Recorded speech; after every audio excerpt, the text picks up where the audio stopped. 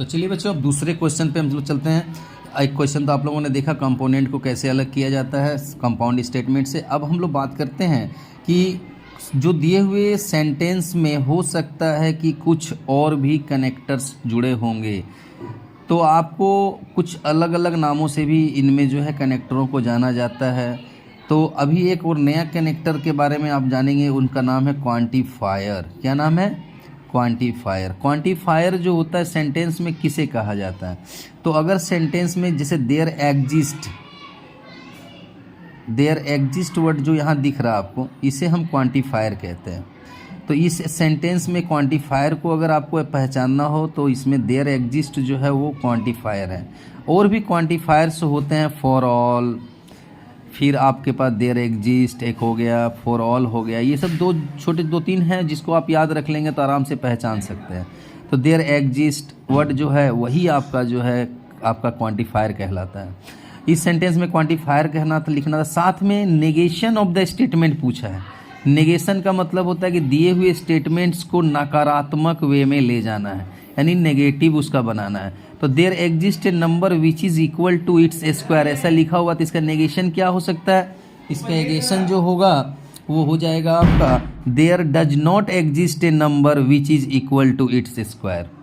There does not exist a number which is equal to its square.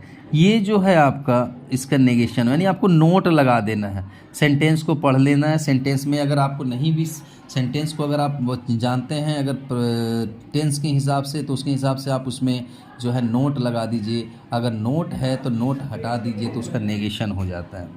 तो ये तो छोटी छोटी चीज़ें हैं जो आप लोग बहुत आसानी से कर सकते हैं। 11 क्लास के बुक में भी ये सब चीज़ें पढ़ने को मिल चुकी हैं पहले, आप लोगों को ज़्यादा दिक्कत नहीं होनी चाहिए। अब देखिए, जैसे इसमें बोला है फॉर एवरी, देखिए ये भी क्वांटिफायर है। फॉर एवरी, मैंने कहा for all, for every, there exist, ये दो चार हैं जिनको अगर आप याद रख लोगे तो आपका जो है आसानी से हो जाएगा।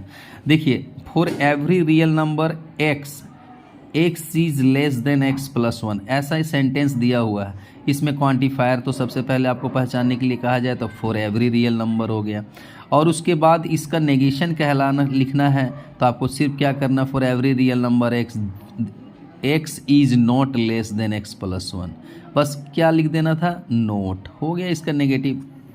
फिर देखिए, इस वर्ड में अगर आप जाएँ तो अब तक तो आप पहचान ही गए होंगे इसमें क्वांटिफायर क्या है। तो देयर एग्जिस्ट एक capital for every state of India, इसमें देयर एग्जिस्ट वर्ड जो है क्वांटिफायर हो गया। अब इसका नेगेशन करना है तो देयर डज नॉट एग्जिस्ट, यहाँ पर आप लिख दोगे अच्छी शुरू में ही, तो आपका हो जाएगा स्टेटमेंट पूरा कंप्लीट, क्योंकि इसके आगे में कहीं पर भी जोड़ने लायक नहीं है। सेंटेंस में कोई भी हिस्से में आप नोट नहीं जोड़ पाएंगे, तो यहीं पर जुटेगा देयर एग्जिस्ट या there does not exist a capital for every state of India. तो सेंटेंस का उसी हिस्से में आपको नोट जोड़ना है जहाँ से उसका मतलब निकल पाए, अदरवाइज आपका गलत भी हो जाएगा। तो देखिए, स्टेट, वेदर और वर्ड का इस्तेमाल हुआ, ये कनेक्टर्स हैं sir. Used in the following statement is exclusive और इंक्लूसिव। तो एक्सक्लूसिव और इंक्लूसिव इस सेंटेंस की बात हो रही है, तो एक्सक्लूसिव का मतलब होता है आपका इंटरसेक्शन और इंक्लूसिव का मतलब होता है union. Give reason for your answer, यहाँ पर वर्ड दिया गया है, आपको यहाँ बताना है कि कौन सा सेंटेंस, इसमें जो यूर और जो वर्ड यूज हुआ है और, वो आपका एक्सक्लूसिव सेंस में यूज हुआ या इंक्लूसिव सेंस में यूज हुआ, ये आपको क्वेश्चन में पूछा जा रहा है। तो आप लोगों को देखो समझना होगा क्वेश्चन का मीनिंग। तो सन राइजेज और मून सेट्स, सन राइजेज और मून सेट्स, तो इसमें कहा जा रहा है कि जब सन उदय होता है तो उस समय चंद्रमा जो है, जब सन उदय होता है उस समय मून अस्त होता है, इस सेंटेंस का मीनिंग है।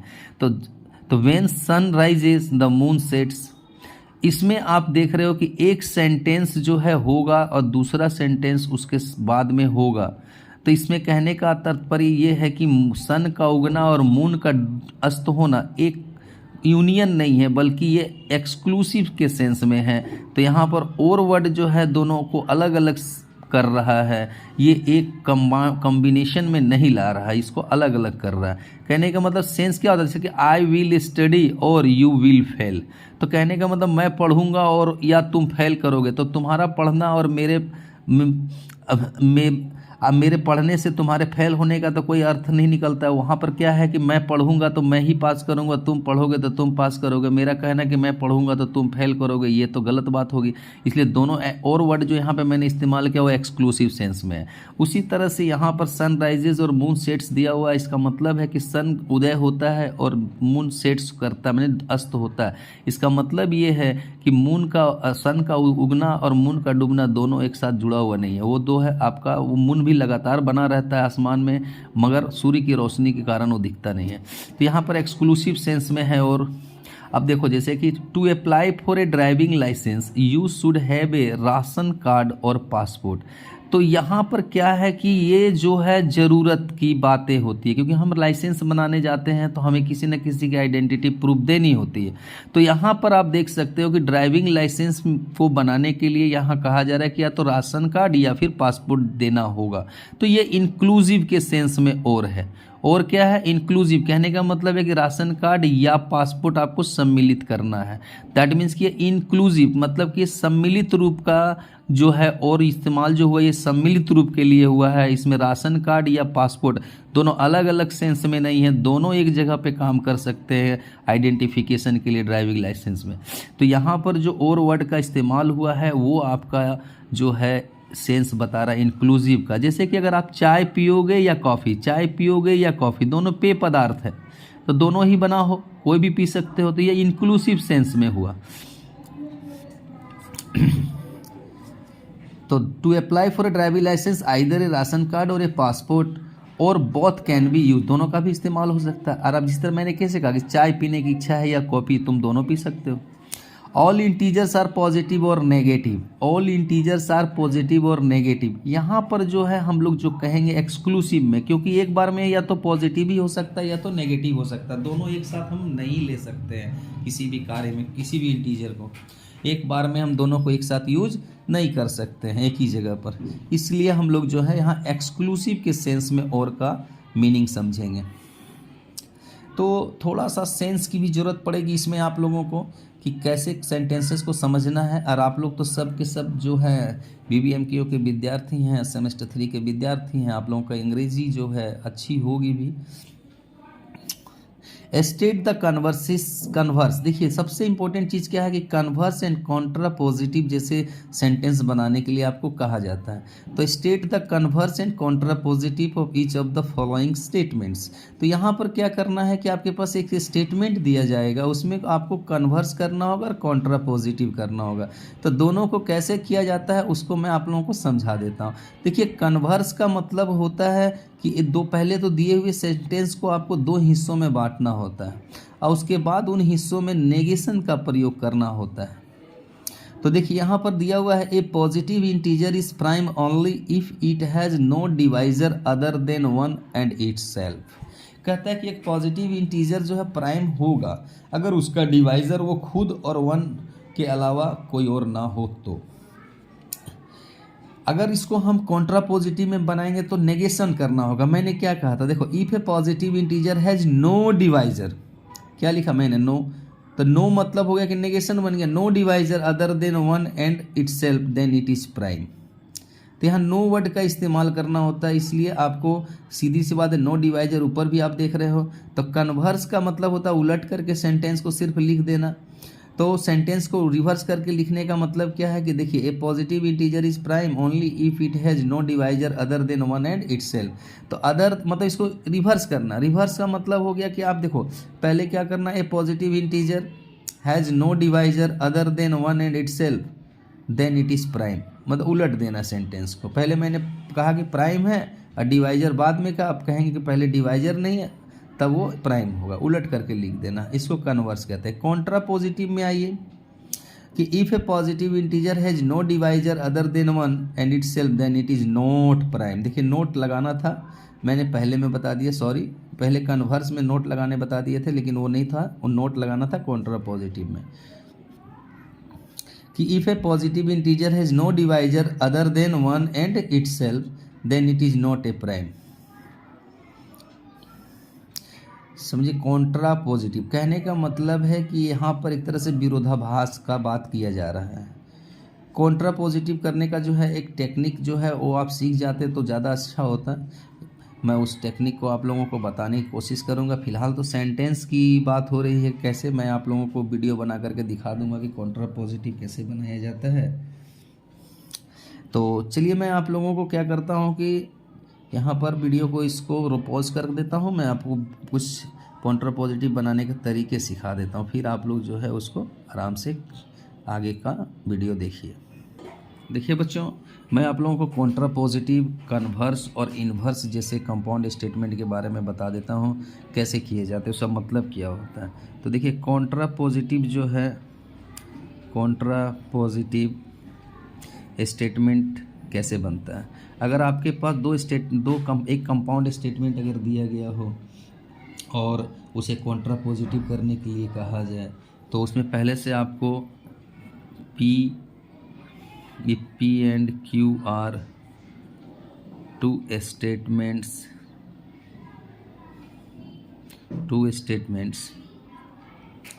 then negation P, its contra positive is if negation Q then negation P। यानी कि कॉन्ट्रा पॉजिटिव बनाने का तरीका क्या है दोस्तों।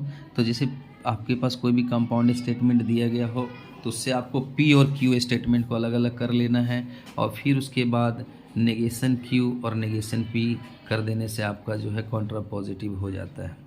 तो कॉन्ट्रा पॉजिटिव जो है वो एक तरह से आपको कहा जाए तो दिए हुए स्टेटमेंट का कन्वर्स में नेगेशन होता है। तो आपके पास समझिए एक एग्जांपल मैं देता हूँ, शायद आपको समझ में आ जाए। देखिए, इफ 36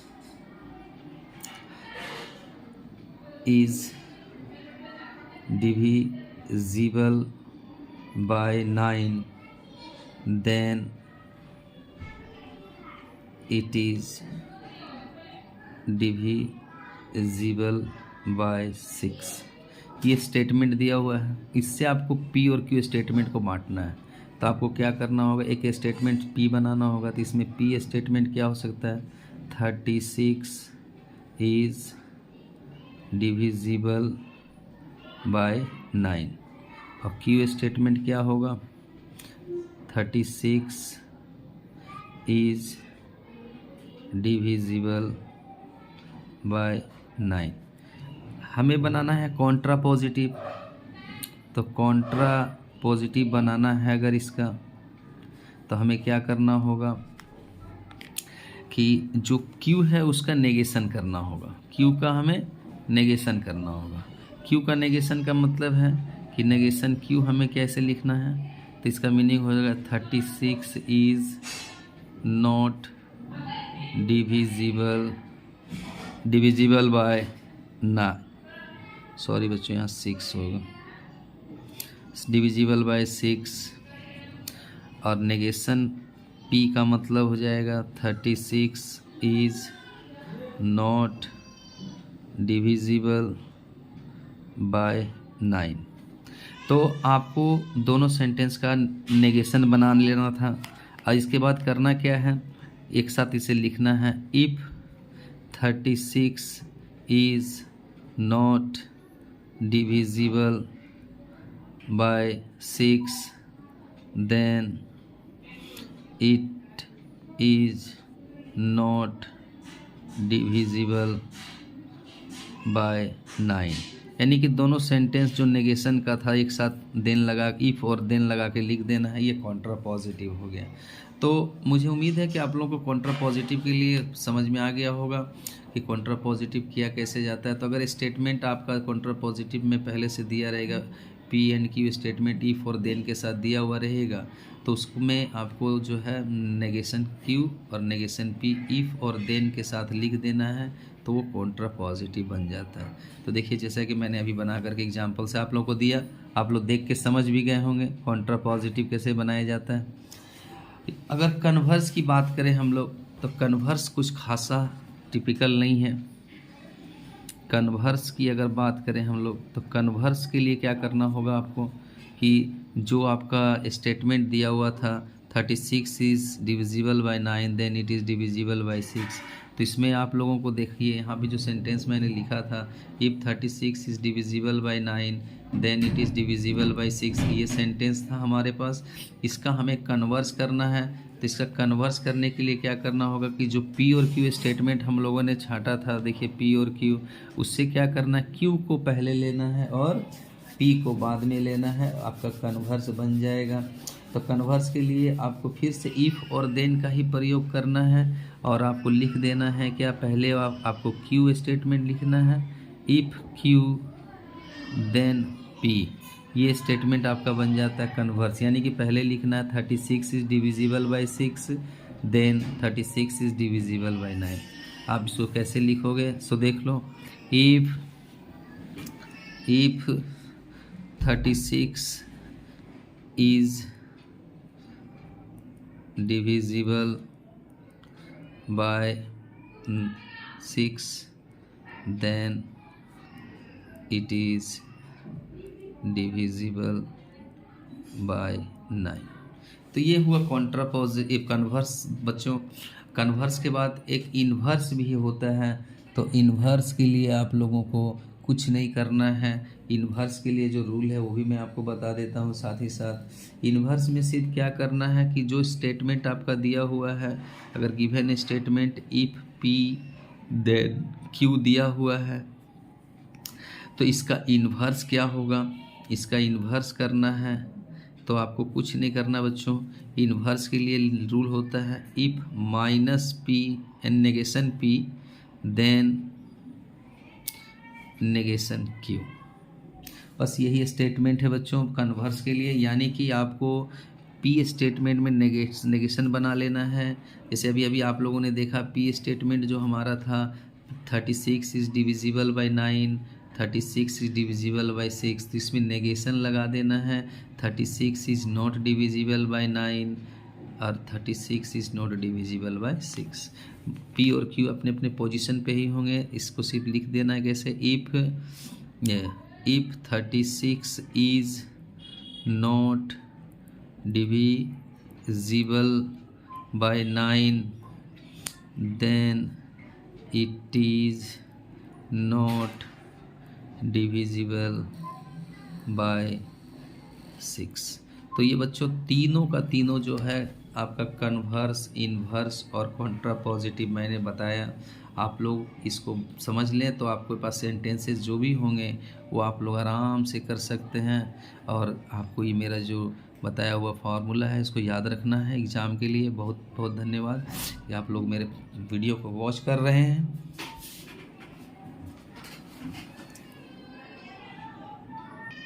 चलिए बच्चों देखिए, कुछ स्टेटमेंट जो है सिंबॉलिक फॉर्म में लिखने के लिए आपको बताया जाएगा, पूछा जा सकता है। तो आइए देखिए, आपको मैं कन्वर्स और कॉन्ट्रापोजिटिव इन्वर्स के बारे में बताया।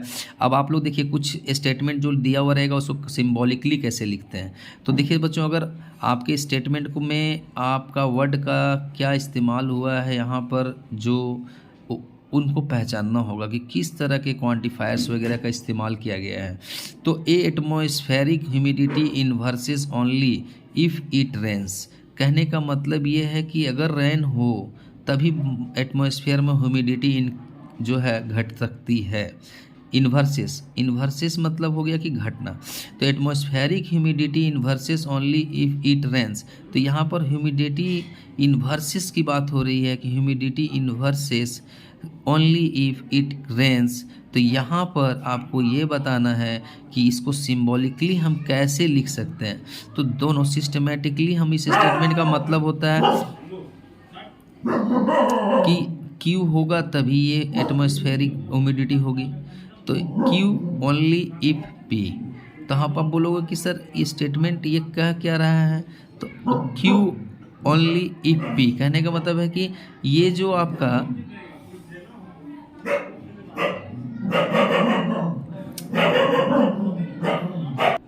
तो देखिए बच्चों, जैसे कि आपके पास सिंबॉलिक फॉर्म में लिखने के लिए स्टेटमेंट को कहा जा सकता है, तो यहाँ पर आपको पहले स्टेटमेंट को अच्छी तरह से पढ़ लेना है और उसके बाद देखना है कि इसको क्या सिंबल हम लोग दे सकते हैं।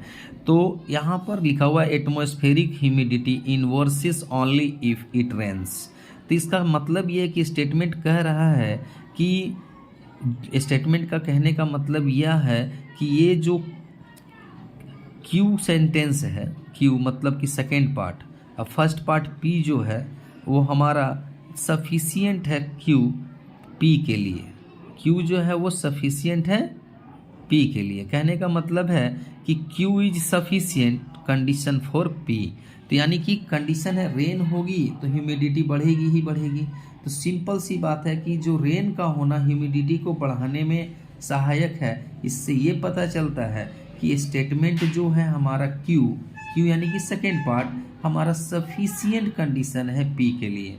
तो आप इसको सिंबॉलिकली क्या लिखेंगे, Q implies P, Q implies P, यानी क्यू होगा तो पी होगा, यानी कि ह्यूमिडिटी बढ़ेगी, रेन होगा तो ह्यूमिडिटी बढ़ेगी, समझे। तो इसलिए क्यू इम्प्लाइज पी, यानी Q is the sufficient condition for P. Next question पे आते हैं, sufficient condition for it to rain is that atmospheric humidity its inverses. तो इसका क्या मतलब हुआ कि यहाँ पर जो sufficient condition for it to rain is that atmospheric humidity its humidity inverses. तो साफ कह रहा है कि Q sufficient condition for P, तो फिर से क्यू इम्प्लाइज पी लिख सकते हैं हम लोग। Necessary condition for it to rain that atmospheric humidity increases. कह रहा necessary condition for it to rain is that atmospheric humidity increases. कहने का मतलब नेसेसरी कंडीशन है रेन का होना, एटमॉस्फेरिक प्रेशर बढ़ाने के लिए सॉरी एटमॉस्फेरिक ह्यूमिडिटी बढ़ाने के लिए। तो यहाँ पर आप क्या देख रहे हो कि पी जो है वो सफिशिएंट है क्यू के लिए। Whenever atmospheric humidity increases it rains. तो यहाँ कह रहा है कि रेन होगी तो ह्यूमिडिटी बढ़ेगी। इसका मतलब है कि फिर से क्यू जो है पी के लिए सफिशिएंट है। तो आपको सेकेंड स्टेटमेंट फर्स्ट स्टेटमेंट को पहचानना होगा और उसके बाद उसे आपको छांट करके बताना होगा कि कौन सा कंडीशन किसके लिए एप्लीकेबल है। जैसे अगर कहा जाए if you watching my YouTube channel you will get good marks. तो यहाँ पर वॉचिंग यूट्यूब चैनल जो है वो सफिशिएंट कंडीशन है क्या आपके अच्छे मार्क्स के लिए। अगर ऐसा है तो पी इम्प्लाइज क्यू लिखोगे, और अगर नहीं है तो नॉट इम्प्लाइज लिखोगे। थैंक यू बच्चों, ये तो हो गया हमारा लॉजिक टॉपिक से रिलेटेड क्वेश्चंस। मैं अब मैथमेटिकल इंडक्शन के बारे में बनाऊंगा, नेक्स्ट वीडियो बना रहा हूँ, आप लोग इसको देख के फिर नेक्स्ट वीडियो में चले जाना। Thank you.